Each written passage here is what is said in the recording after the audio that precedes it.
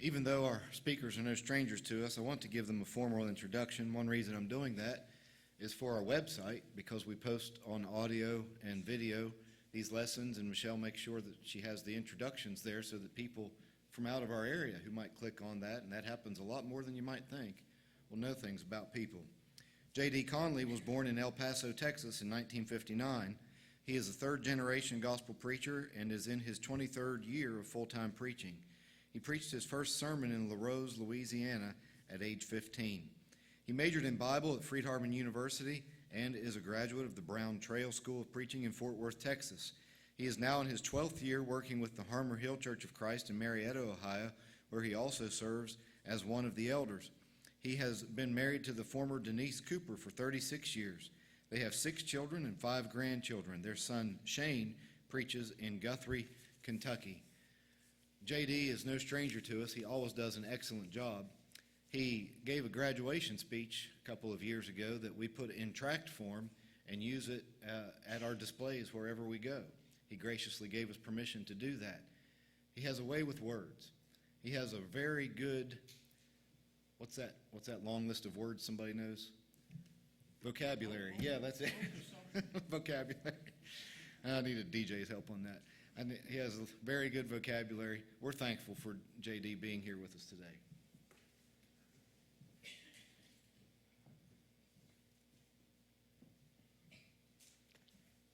Thank you, Andy, for those kind words. I appreciate so very much the invitation to come and be on this lectureship.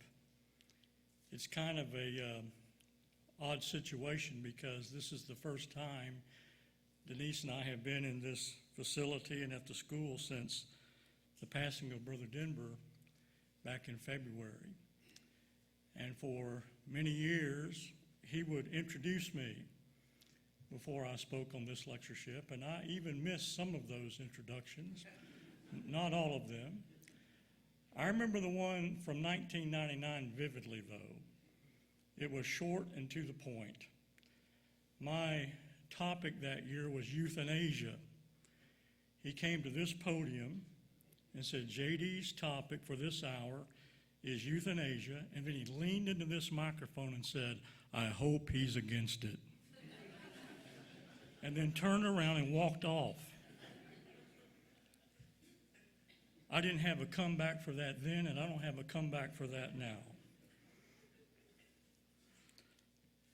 Thank you, Andy, and the lectureship committee and the elders for the invitation to speak at this hour.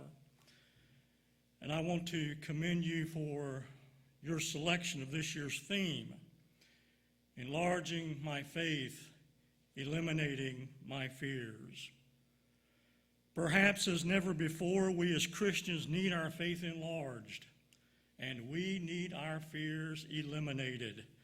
We are living in an ever-increasing, frightening time, a time when we need our faith to be stronger than ever before, and our spirit to be infused with undaunted courage. I also appreciate the lead-in statement for each assignment, because for years now I have found that when I study the Psalms, they are a limitless source of strength and courage to my spiritual life. And each time I consult these holy leaves, I leave to enter back into the fray with my faith and courage fortified, and my resolve to live for Christ more determined. My assignment for this hour is when I study the Psalms, God gives me justice, taken from Psalm 140. Let's perform a perusal of Psalm 140. Most scholars believe that this psalm was composed during the early life of David, when he was doggedly pursued by Saul. These 13 verses are a stark reminder of 3 facts, 2 of which are very calming and reassuring. However, the first of these 3 is unsettling and most disturbing, which is the deeply entrenched and widely dispersed reality of human depravity. Not the Calvinistic brand, but the depravity brought about by the individual choice to commit sin. And this psalm begins by setting forth that David was an eyewitness to this undeniable truth. But the last two facts borne out in this psalm declare some wonderful things. God is present, and he is always just and fair in his dealings with people. Not only his people, but all people, including his enemies. Therefore, when I read the Psalms, including this one and others, I can confidently say God gives me justice, but I'm happy to report this afternoon it's mercy, or it's justice tempered with mercy. Else I would not be here, and neither would you. How grateful we should be that God hath not dealt with us after our sins, nor has rewarded us according to our iniquities. Psalm 103 and verse 10. Let's now turn our attention to the text. The first fact, as I pointed out a moment ago, is disturbing, which is simply this: the ever-present enemy, verses 1 through 5. Deliver me, O Lord, from the evil man. Preserve me from the violent man, which imagine mischiefs in their heart. Continually are they gathered together for war. They have sharpened their tongues like a serpent. Adder's poison is under their lips. Selah. Keep me, O Lord, from the hands of the wicked. Preserve me from the violent man, who have purposed to overthrow my goings. The proud have hid a snare for me and cords. They have spread a net by the wayside. They have set gins for me. Selah. Now I want you to consider how much more terrifying and frightful these verses would be without the knowledge of a just God who is in control. This section not only informs us of wicked and violent men, but it also tells us they are proactive in their wickedness and designing in their violence, taking their cues from the God of the nether region. And while it is true Satan is not omnipresent, he is nonetheless traversing the earth. He is constantly on the prowl, tirelessly walking back and forth, up and down. He is busy, brethren, and he is working double overtime. And likewise his minions follow his lead. And this is why the wary David cries out in verse 1, "Deliver me, O Lord, from the evil man. Preserve me from the violent man." This plea of David's conveys that our ever-present enemy is persistent. Most enemies of God's people are. They are never content to leave the righteous alone. In fact, they don't even need a reason to berate and assault the righteous. In the Psalms, it is repeated time and again that our enemies will hate us and hurt us without a cause. If ever a phrase in the Bible demands God's justice, this is one. David pleads, "Deliver me, O Lord." Question: if God is unjust, why would David implore him for deliverance? Why go to the trouble to supplicate if God is not just? Does not this plea of David imply God's justice? Does not his second request for preservation imply the same? And furthermore, since David's foes are also God's foes, does that not lend gravitas to both of David's pleas being answered in the divine affirmative? This means that God's justice is necessarily implied in the first verse.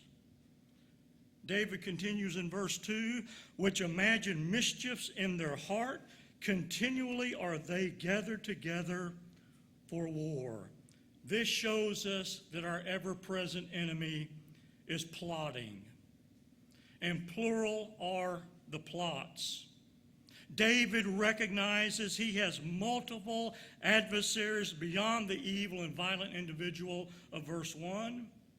They too are engaged in the nefarious activities of formulating plans by which war and discomfort can be brought against the man after God's own heart. Not only are their plots numerous, but there is cohesion between the plotters.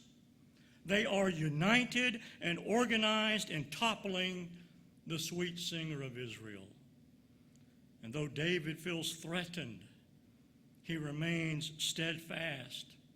He is absolutely convinced that his just God will deliver and preserve him from every shady scheme. Christians have many plotting against them today, and not just those that adhere to the teachings of the Quran or march under the banner of ISIS. Some of them sit in seats of power in Washington. It seems almost every day verdicts are handed down, laws are made, rules are enforced, wrongful rights are granted, and rightful rights are stripped away, none of which square with God's law. And this in turn causes us to feel much like David felt. Nevertheless, let us think like David, who said, "Plead my cause, O Lord, with them that strive with me. Fight against them that fight against me." Psalm 35 and verse 1. The 35th Psalm shows that David believed God's justice would intervene and bring about victory. David's faith in God's justice assures me that when I read the Psalms, God gives me justice. Verse 3. They have sharpened their tongues like a serpent. Adder's poison is under their lips, Selah. And this declares that our ever-present enemy is poisonous. The enemies of God have the capability to engage in character assassination. And David acknowledges they have sharpened their tongues like a serpent. Just as a venomous snake carries poison in its mouth, the mouths of people carry a poison all its own in that little member that we call the tongue. James says it is an unruly evil, full of deadly poison, James chapter 3 and verse 8. And down through the annals of time, God's people have been slandered and cursed, and we have been wrongfully accused and convicted. By ad hominem attacks, the Lord's church has been smeared and grossly misrepresented. Christians are poisoned in the press and besmirched on social media. God's holy word is scorned and spat upon daily. And if you call yourself a Christian, you are immediately labeled as a crazed, wild-eyed zealot, intolerant, hateful, narrow-minded, self-righteous, homophobic, hopelessly out of touch ignoramus. And you have little right to draw breath, much less express your faith in Jesus Christ. And all of these injustices and more are heaped upon us. We are under fire from all sides. But when I read the Psalms, the serpent's tooth is dulled. The poison is not as potent because God gives me justice. He injects me with strength to endure whatever insults and injuries are hurled my way. And through his amazing providence, he may be shielding me from barbed tongues that would pierce me through and poison me. I derive great comfort knowing our God shall come and shall not keep silence, Psalm 50 and verse 3. My faith in his justice is fortified in reading the Lord, for he cometh to judge the earth. He shall judge the world with righteousness and the people with his truth, Psalm 96 and verse 13. His justice cannot be denied, nor his will circumvented, because he shall judge the world and the people with equity, Psalm 98 and verse 9. The end of verse 3 is marked by the Selah, the first of three in this brief psalm. This is a significant word. It is an important word. It is used a total of 74 times in the Bible, 71 times in Psalms, and 3 times in the 3rd chapter of the book of Habakkuk. And it should not be left unread when it appears. Selah is a musical notation. More exact, it's a musical pause.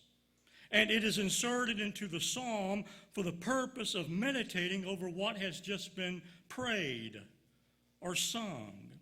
Some have likened it to amen or hallelujah. Adam Clarke affirms that Selah means this is the truth. The meaning of Selah has also been compared to the Lord's admonition, he that hath ears to hear, let him hear. So with that understanding of Selah, what is the inspired David wanting the reader to pause and ponder over? What does he want us to embrace as truth? Would it not be the fact that even though our enemy is ever present, so is our God, a God of justice? That even though diabolical plans are devised against us, we can depend on God for deliverance and preservation because he is a God who renders justice. Certainly, this is a truth over which we should pause and gratefully meditate. Verse 4, keep me, O Lord, from the hands of the wicked. Preserve me from the violent man who have purposed to overthrow my goings. This verse declares that our ever-present enemy is purposeful. David knew that headstrong Saul and his aides concocted definite ploys to overthrow his godly intentions. And those who wield power very often fulfill their evil desires. When the powerful devise ways to afflict and eliminate the righteous, a resounding cry for God's justice should ascend from our hearts and from our lips. By and large, as a general rule, through his just ways, God will see to it that his people are kept out of the hands of the wicked and preserved from violence. But this does not mean that we have a firewall of protection, that nothing bad will ever happen to us, that our enemies will never hurt us, that we're bulletproof. David knew this better than anybody. Job's protective hedge was chopped down. The prophets were tortured. James was beheaded. Stephen was stoned. The apostles died for the faith. Christians were persecuted, thrown in prison, thrown to the lions. And it's interesting that Jesus said, in the context of the righteous being persecuted, for he maketh his sun to rise on the evil and on the good, and sendeth rain on the just and the unjust. Solomon wrote in the book of Ecclesiastes, but time and chance happen to all men. So yes, indeed, bad things happen even to the best of people. We were all grieved all across this brotherhood over the murder of our sister in Christ, Roberta Edwards, a few weeks ago in Haiti. a Christian lady who had devoted her life to taking care of orphaned children. Can God be charged with injustice over that tragedy? No, of course not. Why? Because Roberta is now in Abraham's bosom and is greatly blessed.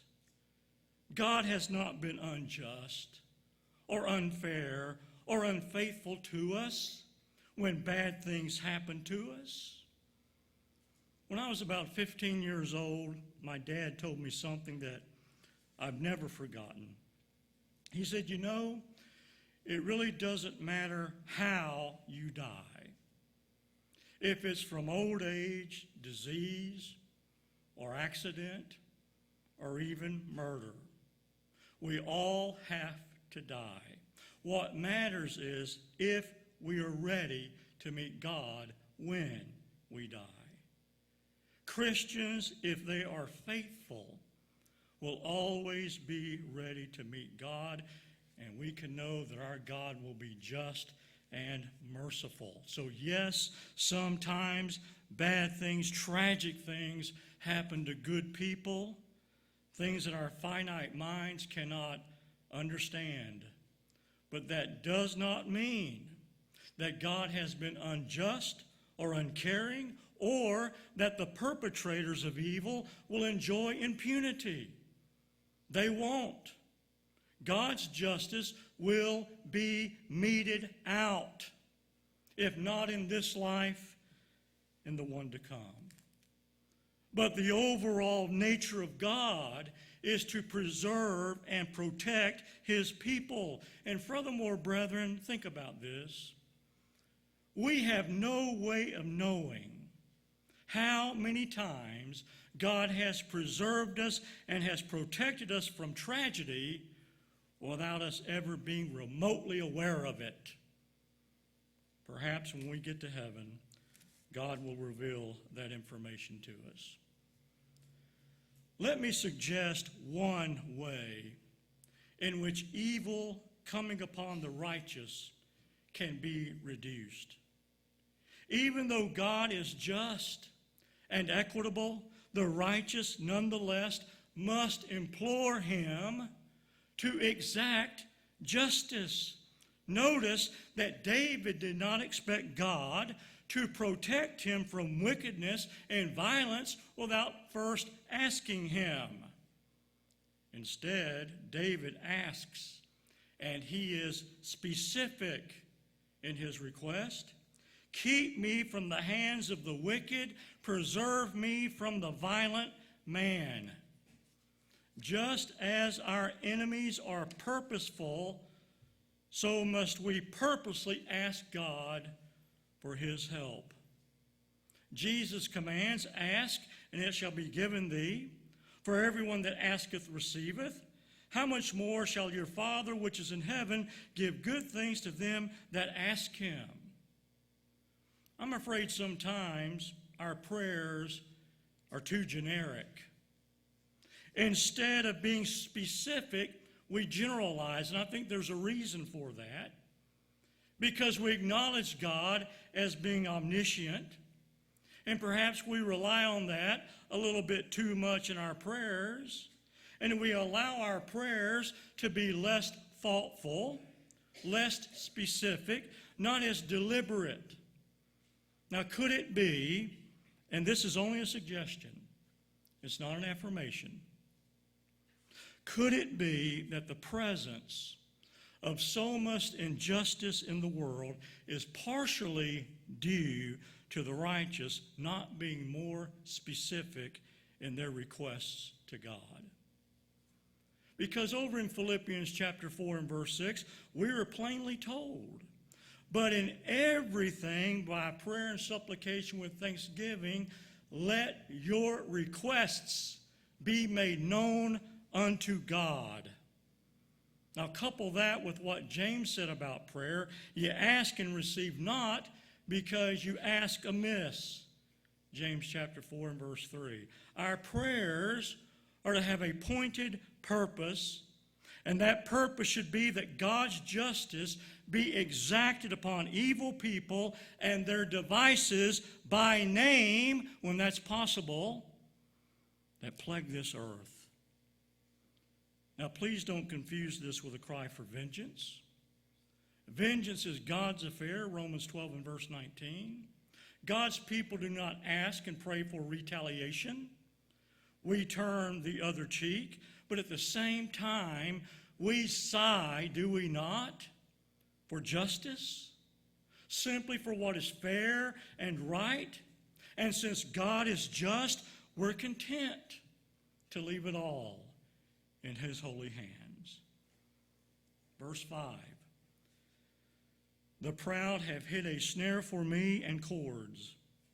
They have spread a net by the wayside. They have set gins for me, Selah. Our ever-present enemy upon whom we seek God's justice is prideful. Their pride has filled them up to such a degree that they have complete confidence in the ploys that they have devised. They are proud of the traps that they have set. They are absolutely sure that their plans to trip the feet of the righteous are going to be met with success. And though God's people are warned not to be ignorant of the devil's devices, that does not mean it's impossible for us to be ensnared. May we walk circumspectly, not as fools, but as wise, redeeming the time, because the days are evil. Now, notice that the word is gins, not grins.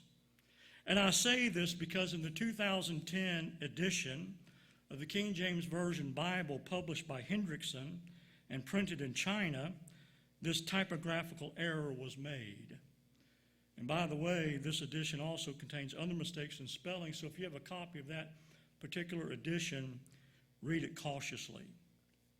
Now, while it is true that the enemies of God's people no doubt grin and sneer and laugh when the righteous fall prey to their traps, grins is not the word used here. And I quote from Gray and Adams, who say, gins, the word gin is a contraction of engine. So refers generally to mechanical instruments.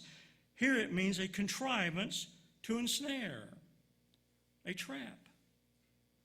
The secrecy and the stealth our enemies employ impress upon us our need for God's constant guidance and protection. And the inspired Selah is used again, denoting our need for careful thought concerning the harrowing truth set forth in verses 4 and 5. May we implore our just God for a swift reversal of schemes, urging him to let the wicked fall into their own nets, whilst that I withal escape.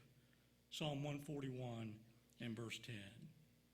May our faith be enlarged and our fears eliminated when we read elsewhere in this glorious book, the Lord preserveth the faithful and plentifully rewardeth the proud doer.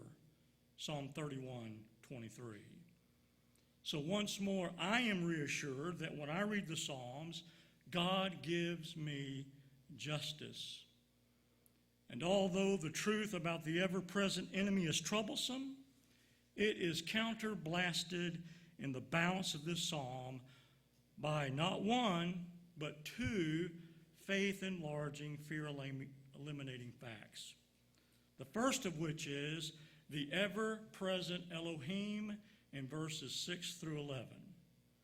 Now, although the terms God and Lord in these verses are translated respectfully from the Hebrew words Yahweh and Adonai and not Elohim, which is the Hebrew plural for the Godhead, for alliteration's sake, I suffer your permission to use Elohim, though it is not specifically used in this particular text. Its use does not diminish or impugn God's omnipresence. After all, God the Lord is integral to Elohim. Verse 6, I said unto the Lord, Thou art my God, hear the voice of my supplications, O Lord. These words assure us that our ever-present God is personal. Brethren, this one verse refutes the doctrine of deism, which purports that God is aloof, that he is remote, he is unconcerned about man.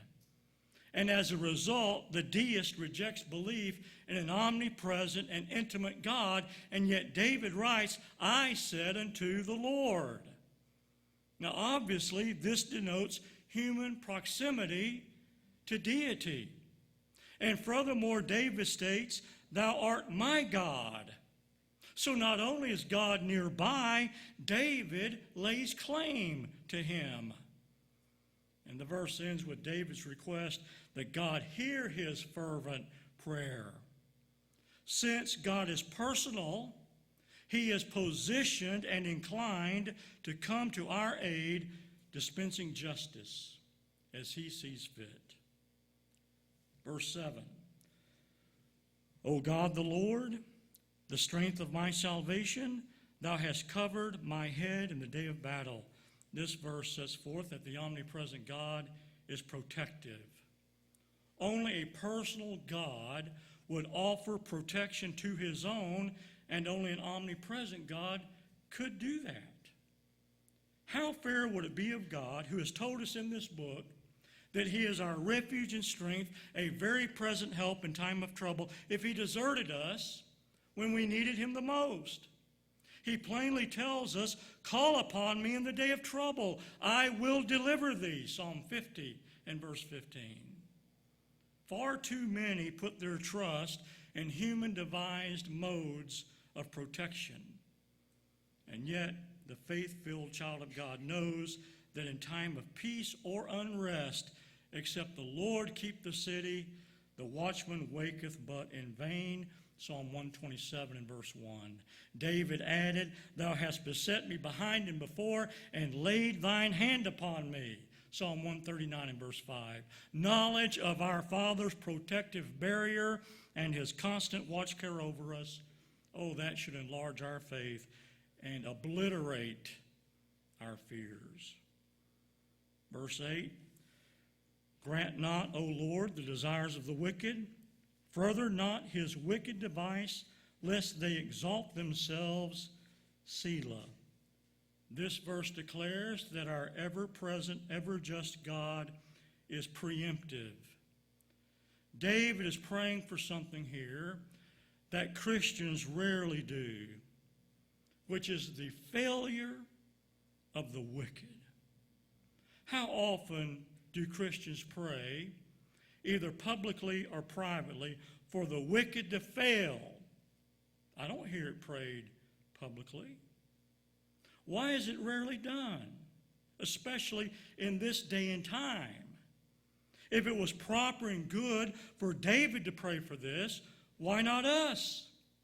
And even though God is unlimited in his power and can prevent and preclude evil plans, he nonetheless expects us to pray to him in order to bring about the failure of the wicked.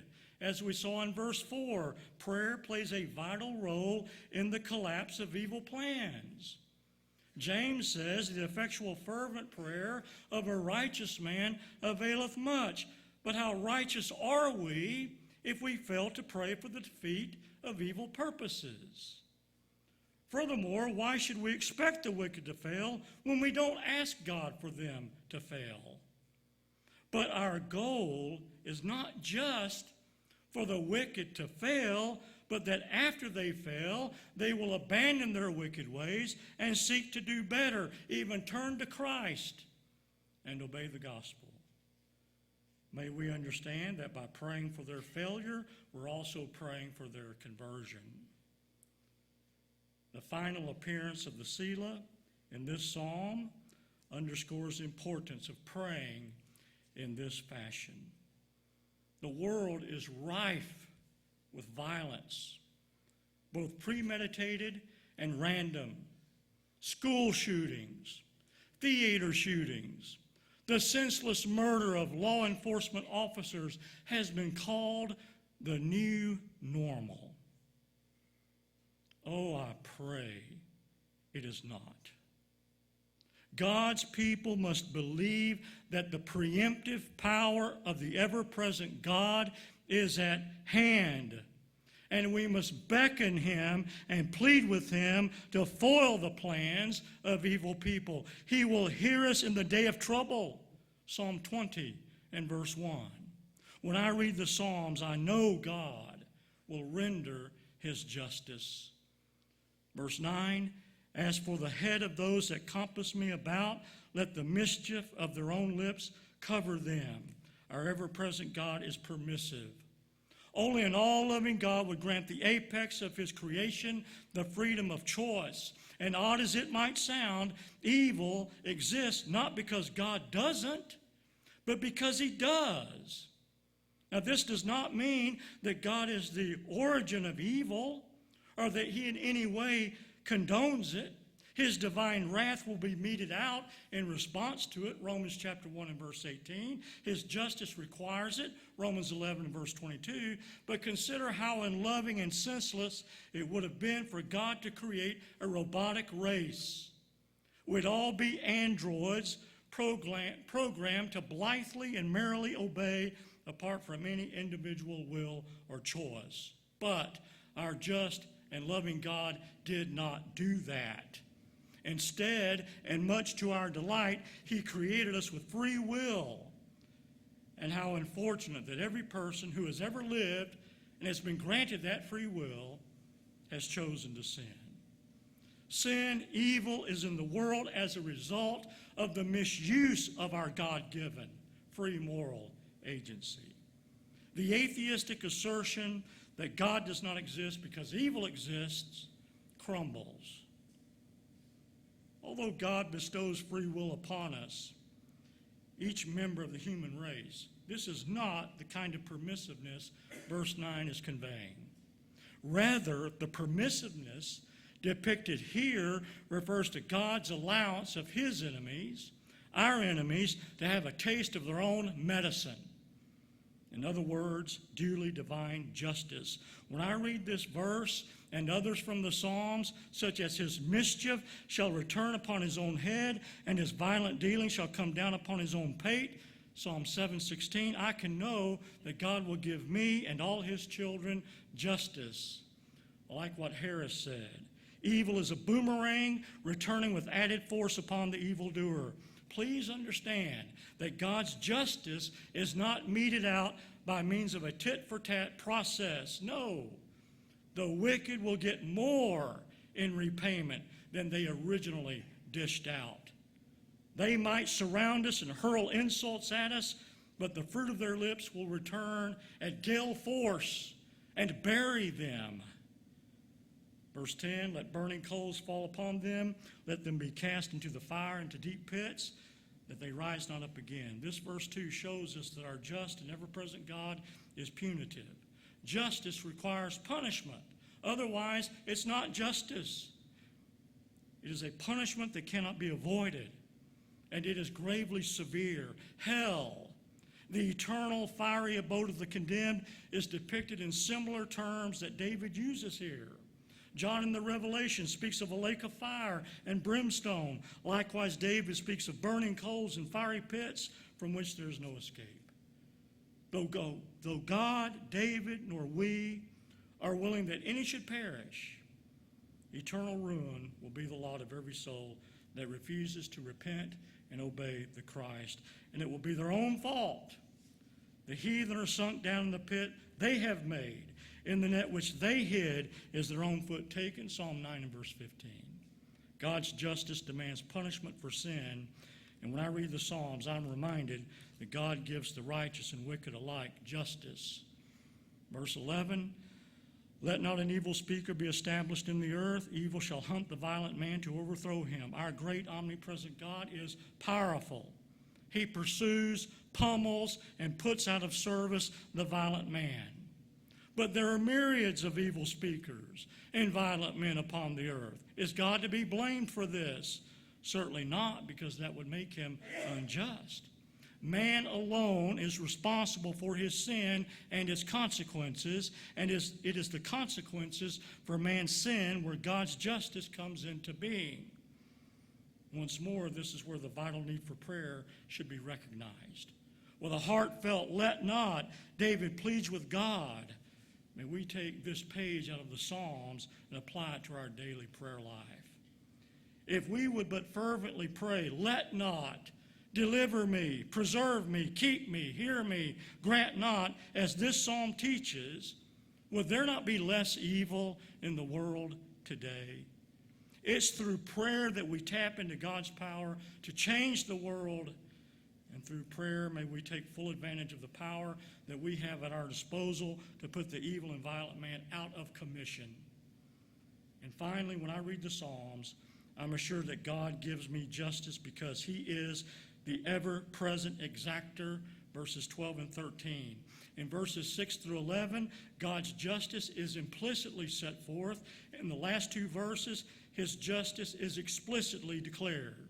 I know that the Lord will maintain the cause of the afflicted and the right of the poor. Most assuredly, God, the ever-present exactor, is pitiful. How comforting to know that God is with us when we are afflicted, and that he will sustain us. The judge of all the earth will see to it that fair judgment is rendered to the poor. And David leaves no room for quibble, boldly stating, I know that the Lord will. We too can have rock-solid faith in the equity and fairness of God. Rest easy. The Lord will defend us. If God be for us, who can be against us? The Lord knoweth how to deliver the godly out of temptations, and to reserve the unjust unto the day of judgment to be punished. For the eyes of the Lord are over the righteous, and his ears are open unto their prayers, but the face of the Lord is against them that do evil. And who is he that will harm you, if ye be followers of that which is good? 1 Peter 3, 9, 12, and 13. And finally, verse 13, surely the righteous shall give thanks unto thy name, the upright shall dwell in thy presence. Oh, how our ever-present exactor God is precious. And once again, David is emphatic, declaring, surely the righteous shall. Shall what? Give thanks to God the Father, the exactor of justice, and dwell in his presence. How precious our Father is to bring about and make possible such hope, gratitude, and joy in a world steeped with injustice. Know this, God is always on the side of the oppressed righteous, and he is never on the side of the evil oppressor. May we ever be grateful that we serve a pitiful and precious, ever-present exactor of justice. This psalm hits hard on the themes of divine deliverance, protection, and guidance, but underneath each one of these lies God's justice. Without his justice, the deliverance, the protection, and the guidance the righteous crave could never be. Apart from heavenly justice, our faith would be eliminated and our fears would be enlarged, making the Christian life one of futility and hopelessness. But the reality and assurance of God's justice makes the Christian life the only life worth living. May we live it prayerfully, dutifully, and joyfully. And as we read the inspired, glorious collection of the Psalms, may we always be reminded of God's ever-present, ever-exacting justice. Thank you.